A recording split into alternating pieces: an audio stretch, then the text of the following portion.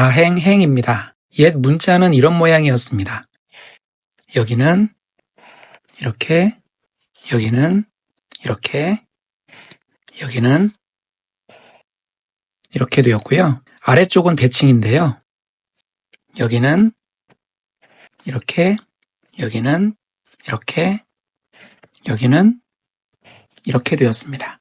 이 문자에 대해서는 의미 있는 해석이 크게 두 가지 정도인 것 같습니다. 첫 번째는 이 문자의 전체적인 형태가 수갑이라는 것입니다. 이 부분에 죄인의 손을 넣고 고정을 시켰겠죠. 죄를 범한 사람을 잡으면 걱정거리가 사라집니다. 거기에서 다행이다, 행복하다라는 의미가 나왔다고 봅니다. 두 번째 해석은 사람을 그렸다고 보는 것인데요. 이렇게 똑바로 서 있는 사람과 이렇게 거꾸로 서 있는 사람을 그린 것이라고 봅니다. 그런데 이렇게 똑바로 서 있는 사람은 이런 형태일 것이라고 봅니다. 잘 보면 머리 부분이 기울었습니다. 목을 가누지 못하고 있기 때문에 죽었다는 걸 의미합니다. 특별히 어린 나이에 죽은 것을 의미합니다. 사람을 반대로 그려놓은 것은 거꾸로 되어 있는 것이죠. 그래서 거꾸로 되어 있다, 반대로 되어 있다, 거스른다의 의미를 가집니다. 일찍 죽은 상황이 아니라는 것을 말합니다. 불행한 상황이 아니라는 것을 말하는 것에서 다행이라는 의미가 나왔다고 봅니다. 나타날 현입니다. 옛 문자는 이런 형태였습니다. 여기는 이렇게 해서 이렇게 동전 모양으로 옥을 깎아 놓은 것입니다. 여기는 이렇게 그 옥구슬을 실로 꿰어 놓은 모양입니다. 그래서 여기는 옛날에 귀중한 보석이었던 옥을 가리키는 것이고요.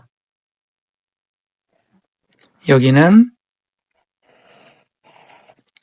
이렇게 눈의 가장자리, 여기는 이렇게 눈동자가 되어서 눈을 그려 놓았습니다.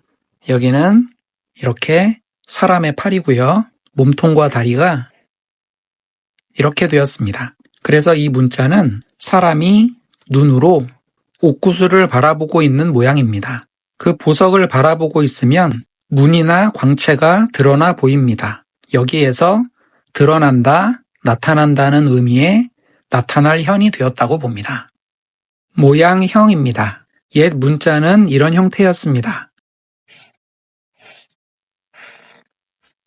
여기는 이렇게 우물정자 모양으로 물건을 만들 때 사용하는 틀을 나타냅니다. 여기는 흙토자인데요. 땅에 흙이 쌓여있는 모양을 나타냅니다. 여기가 이렇게 땅을 나타내고요. 쌓여있는 흙이 이렇게 표현되었습니다. 이렇게 쌓여있는 상태가 이렇게 표현이 됐습니다. 그래서 흙을 나타냅니다. 지금의 문자에서는 생략되어서 보이지 않습니다.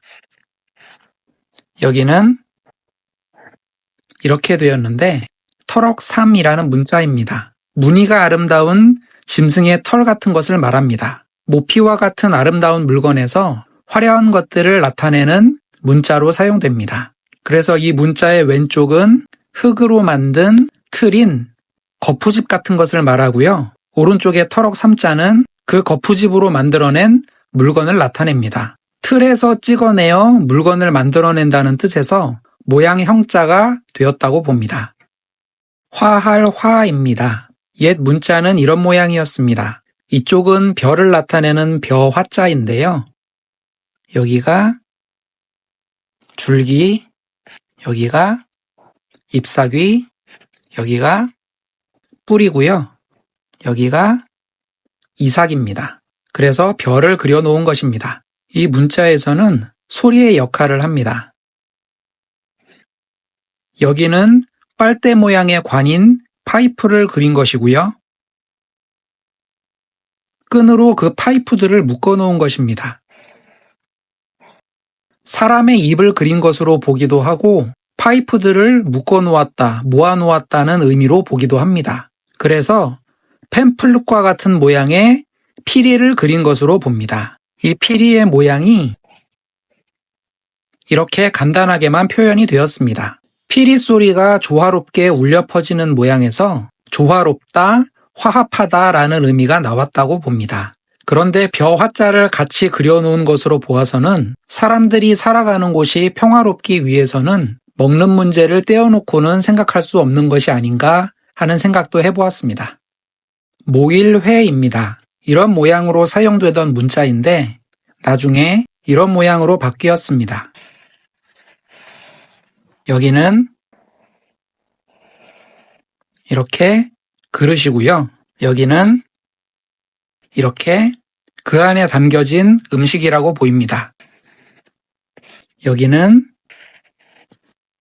이렇게 그릇의 아랫부분이고요. 여기는 이렇게 뚜껑입니다. 그릇의 몸통 부분과 덮개가 함께 모여 있다는 의미에서 모일 회자가 되었다고 봅니다.